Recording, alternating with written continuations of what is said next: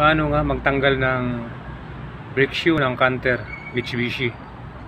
Siyempre guys, tatanggalin natin itong knuckle muna. Napakadali lang nito. Tanggal muna ng knuckle.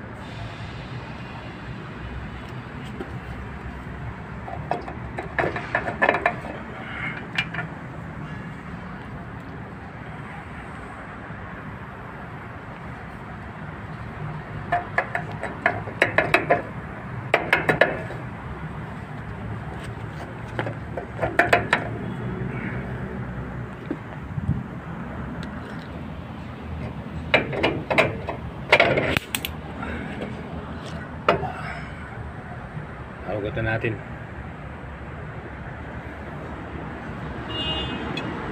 Matapos nyan guys, napakadali na lang tanggalin ng brake shoe kasi wala na yung knuckle eh.